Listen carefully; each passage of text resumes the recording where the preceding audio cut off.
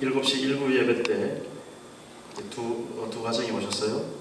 홍상표 집사님 가정하고 김중모 집사님 가정 네 분이 두 분 오셨는데, 홍상표 집사님의 주보를 먼저 탁 보더니만 오늘 은빈이가 성경 읽을 차인데 너무 기네요. 네, 좀 길었는 것 같아요.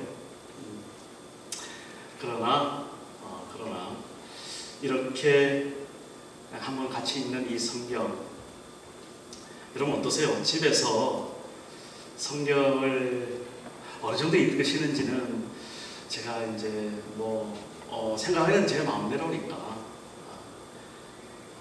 근데 제 경우를 봤을 때 집에서 성경 읽기가 보통 일이 아닙니다. 하루에 정기적으로 성경 한 장 정도는 내가 읽는다. 손들지 마시고 한번 생각해 보세요. 어떠세요? 네. 쉬운 일 아니에요. 자, 그렇다면 우리 일주일에 성경 한 장 정도는 한번 제대로 좀 읽었으면 좋겠는데, 저한테 그런 바람이 있거든요. 그래서 이제 그렇게 한번 한 장 한 장 이렇게 해볼까 했는데 너무 이게 안 되는 거예요. 그래서 하여튼 한 10절 정도는 제가 하려고 애를 쓰고 있습니다. 좀 길더라도 이렇게 또 긴대로 우리가 성경을 읽을 수 있는 기회를 얻었구나, 그렇게 집중하고 같이 읽으면 정말 복이 될 줄 믿습니다. 이 성경 하나님의 말씀이지 않습니까? 우리가 크리스찬이 된다는 것은 무엇을 말합니까? 저는 세 가지를 늘 강조를 합니다. 내가 크리스찬인 것은 첫째, 신분이 바뀐 사람이다. 죄의 종에서 하나님의 아들, 죽음의 자리에서 생명의 자리로 이사를 한 사람입니다. 저는 늘 그렇게 강조하고, 또 제 자신이 그러는 간증이 참 많이 있고요. 두 번째로는 크리스찬인 것은, 내가 예수를 믿는 예수쟁이라는 것은 뭐냐? 하나님의 말씀이 성경이 내 삶의, 내 판단의, 내 가치의 기준이 된다. 기준 이야기. 첫 번째, 신분에 대한 이야기가 분명해지고 나면 이제 내가 살아가는 그 삶의 기준. 이 기준이 다른 것이 아니라 성경, 하나님의 이 말씀이 나의 기준이 된다는 그 고백이 바로 예수입니다. 예수 믿는 사람들은 그런 고백이 있어야 되는 것이죠. 기준이 되려면 알아야 기준이 되죠. 그죠? 그래서 이 성경을 좀 읽기에 정말 좀 열심을 내는, 요즘 또 이제 기후도 이렇게 가을 기후가 얼마나 이렇게 좋습니다. 한번 나름대로 좀 도전을 해보시길 바라고요. 물론 각 교회에서 이제 성경을 읽기 위해서 여러 가지 행사를 많이 하지 않습니까? 통독대회도 열고 필사대회도 열고 많은데 여기서의 삶 자체가 그렇게 으쌰으쌰 이벤트에서 되는 일은 아니죠. 일단 우리의 삶의 기준이 성경이라는 것, 그 기준에 대한 인식을 꼭 가졌으면 좋겠습니다. 마지막에는 목적을 말하고 있습니다. 세 번째로는 내가 신분이 바뀌었고 이 성경이 내 삶의 기준이 된다면 뭐 때문에, 그 이유가 뭐냐? 하나님께 영광 돌리는 삶을 살려고 하는 그 삶의 목적, 이 목적이 바뀌었다. 그전에는 나만 편하면 됐죠. 그리고 내 가족들, 그리고 내 주변에 있는 사람들 그냥 잘 살고 잘 먹고 평안하게 살면 되는 그런 것이죠. 그러나 이제는 예수를 믿는다는 것은 이제 그런 시절 넘어서 정말 무엇이든지 어떤 일이든지 세상적으로 볼 때 좋든지 아니면 나쁘든지 나한테 유익이 되든지 아니면 손해가 되든지 무조건 하나님 앞에 영광이 되는 것이 무엇인지 그것을 우리가 가려낼 줄 알고 그것이 우리의 삶의 목적이 되는 사람이라면 그리스도인이죠. 이 세 가지 꼭 잊지 마시고 한번 정리해 보시기 바랍니다. 신분에 대한 이야기, 그리고 기준에 대한 이야기, 그리고 목적에 대한 이야기. 오늘 제가 절제를 이야기하면서 이 목적에 대한 이야기도 조금 같이 말씀을 드리려고 합니다. 제가 말씀을 들어가기 전에 아까 빠진 광고가 있어서 하나만 좀 더 드리겠습니다. 한인금융 모기지 설명회. 저 밖에 보면 요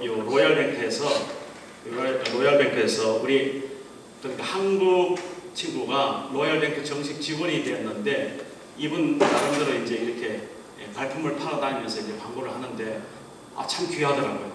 그래서 내가 일부러 마침 여기 왔다가 그냥 전화해서 이거 떨어뜨리고 가는데 제가 들어와서 만나가지고 제가 들어오라 했어요. 들어와서 이제 이야기를 들어보니까 참 열심히 살려고 하는 친구더라고요. 젊은 친구인데 그래서 제가 이거는 꼭 제가 웬만하면 이런 광고 안 하는데 이건 내가 꼭 정말 광고를 해주겠다고 그랬어요. 그랬더니 이제 이 친구가 또 너무 오버해가지고 명단까지 좀 달라고 그러는데 그거는 내가 안 되잖아요. 그래서 명단은 아니고 내가 광고는 분명히 한다. 여러분 꼭 저 뒤에 이게 있으니까 가져가시고 명함도 있습니다. 그런데 한인, 신규 이민자, 자영업자, 비거주자 프레이저밸리 한인 여러분의 많은 참여를 바랍니다. 행사후 간단한 다과가 준비되어 있습니다. 어쨌든 꼭 한번 기억하셔서 가보시기 바랍니다. 거기 날짜도 어디가 있습니다. 다음 주 토요일이네요.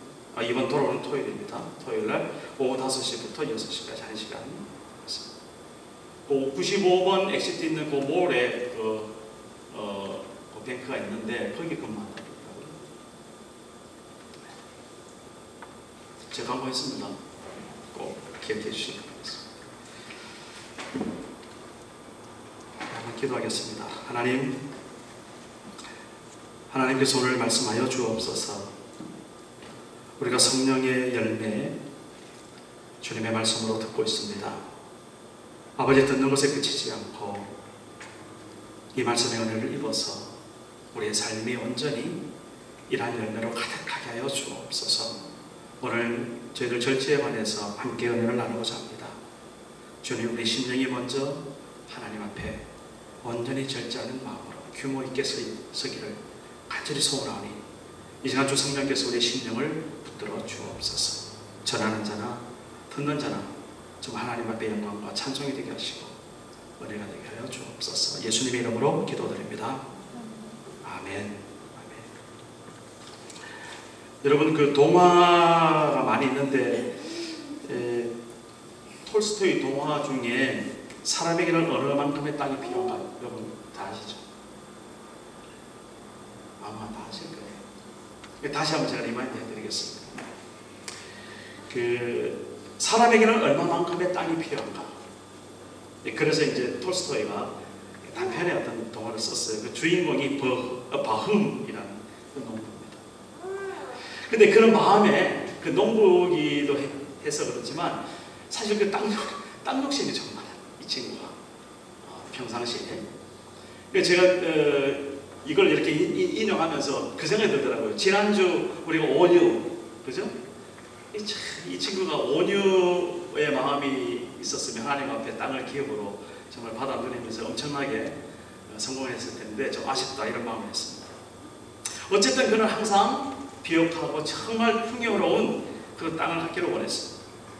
근데 어느 날 기가 막힌 소문이 하나 들렸어요.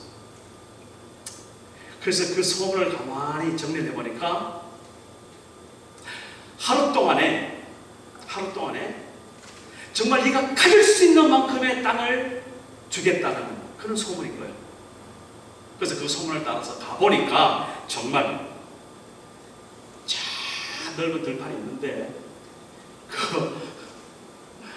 그 땅을 소유한 사람이 그 온 사람에게 이렇게 얘기하는 거예요. 네가 하루 종일 네가 이 땅을 밟고 경계를 치는 그것을 다 네 땅으로 주겠다. 그런데 돈은 내야 된다. 1,000 루블이라고 그랬는데 뭐 그렇게 그 자기가 밟은 땅에 비하면 이거는 뭐 상대도 안 되는 돈이죠. 하여튼 그래가지고 이제 등록하고 자 이제 하루, 그러니까 하루라는 것이 해 뜨기 시작해서 해 지는 그 순간까지 스타트를 하는 거예요. 여러분 한번 상상해 보세요. 우리 젊은 사람들 친구 한번 생각해 보세요. 하루 동안 내가 다니고 내가 말뚝을 치면서 돌아올 수 있는 그 넓이 얼마 정도 될까? 뭐 사람마다 다르겠죠. 어떤 사람은 뭐 걷는 사람도 있겠고 걸을 사람은 아무도 없을 것 같아요. 뛰기 시작하겠죠. 하여튼 그래서 말뚝 받고 표시를 해놓으면서 잠깐 다니는 겁니다. 근데 이 친구가 아주 흥분. 그래가지고 거기서 이제 딱 출발을 하기 시작하는데 처음부터 뛰기 시작한 거예요. 돌아올 때까지 말하자면 뛰는 걸음으로 돌아오는 겁니다. 자, 그가 하루 종일 밥을 먹었겠어요? 거기에 뭐 밥 먹었다 말았다 소리는 없지만 제가 상상이 되는 거예요. 밥을 먹겠습니까? 밥 먹을 시간이 어디 있어? 지금 빨리 조금이라도 더 나가야 되는데 그래 여기 내 땅이 되는데 응? 화장실을 좀 어떻게 뭐 할 수 없었겠죠. 그래서 빨리 하려고 막 난리를 쳤을 거예요. 왜? 빨리 좀 더 가야 조금만 더 가야 이거 내 땅이 되는데 아까부터 여기서 웬 파리가 그냥 계속 오늘따라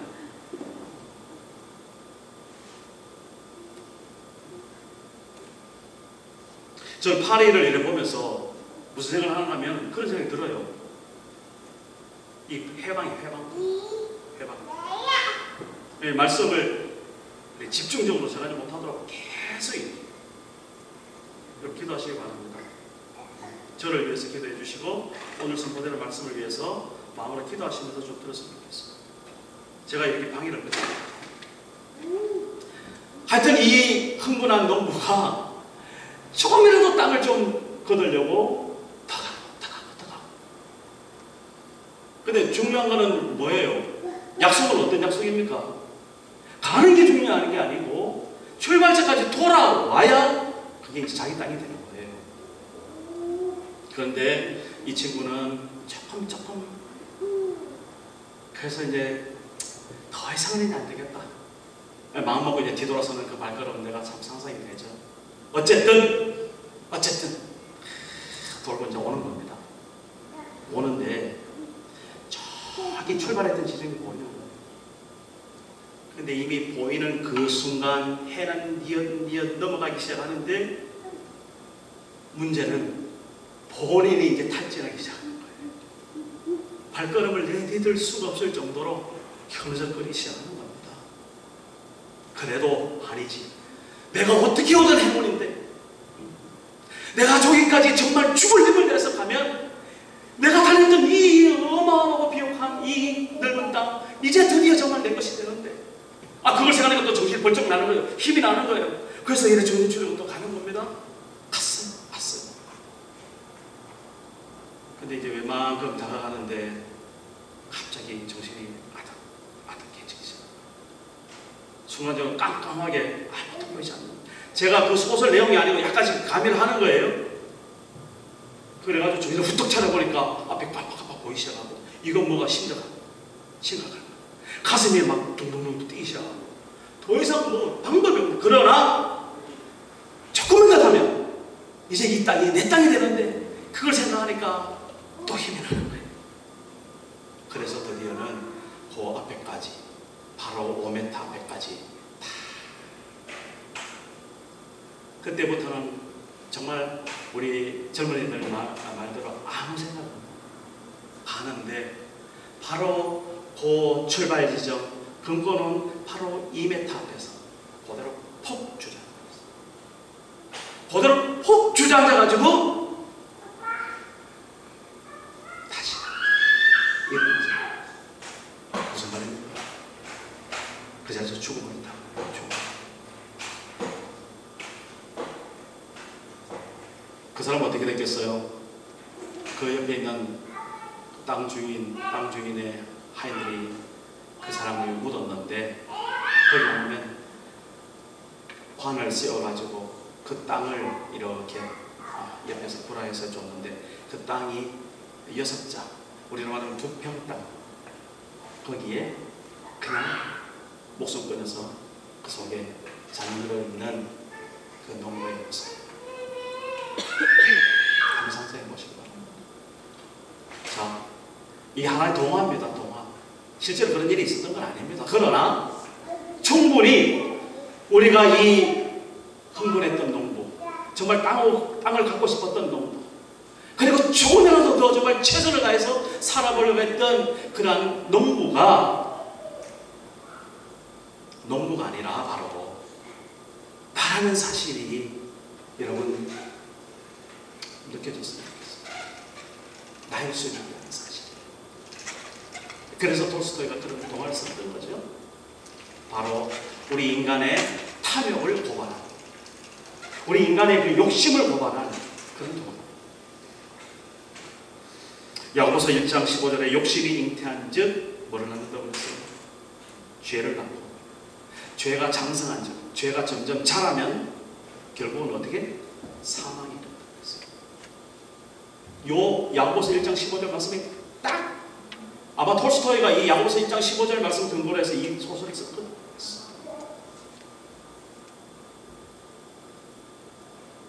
욕심, 탐욕, 그 욕심이 잉태해서 죄가 생겨나는 것. 그 죄가 자라서 우리에게 사망이 이른다는 겁니다.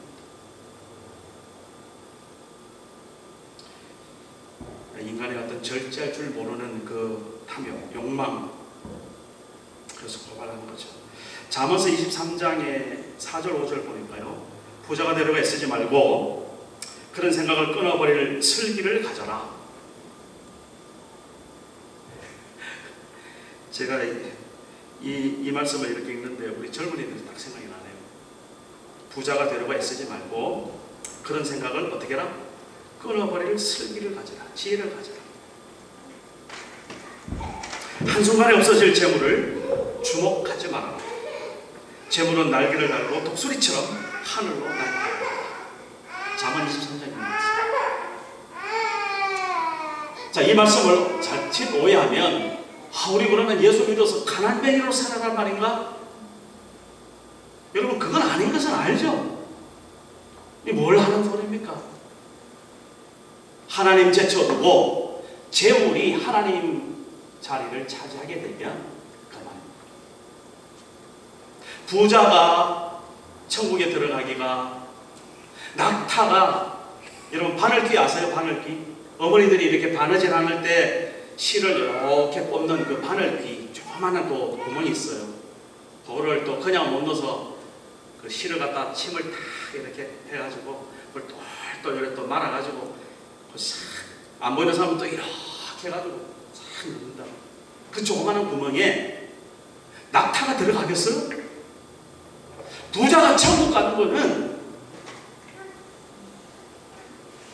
낙타가 그 바늘 구멍에 들어가는 것보다 더 힘들다고 했어요. 예수님께서 직접 말씀하셨어요. 비유긴 하지만 무슨 말입니까? 그 부자는 그때 그 부자는 어떤 부자입니까? 하나님을 내려놓고 하나님의 자리에 재물을 갖다 얹은 사람, 그런 부자를 말하는 거죠. 그러나 우리가 정말 하나님 중심으로 살고 하나님 따라 살고 하나님의 내 인생의 목적과 목표가 될 때는 재물은 우리 필요한 대로 따라오는 거예요. 그냥 옆에 그냥 붙어지는 거예요. 그러면 주는 대로 그냥 살면 돼. 그냥 살면 돼. 누리며 살면 되는 거예요. 주시는 대로 감사하고. 이런 우선순위가 좀 먼저 우리에게 분명히 있으면 좋겠다. 우리 젊은이들 잘 생각해 보시기 바랍니다. 열심히 공부하시고 또 직장에서 열심히 일도 하고 정말 최선을 다해서 밤잠 설치면서 공부하는데 목표가 어디 있느냐? 정말 내가 돈 벌기 위해서 그렇게 한다. 그런 생각이 있다면 오늘 이후로 내려놓으시기 바랍니다. 오늘 잠언 분명히 말씀하셨잖아요. 너희는 먼저 그의 나라와 그의 의를 구하라. 그러면 이 모든 것을 너에게 더해 주시겠다. 무슨 말씀입니까? 하나님의 나라와 하나님의 뜻. 다시 말해서 하나님이 내 인생의 최고가 되는 인생, 그런 인생으로 여러분 한번 도전해 보시길 바란다는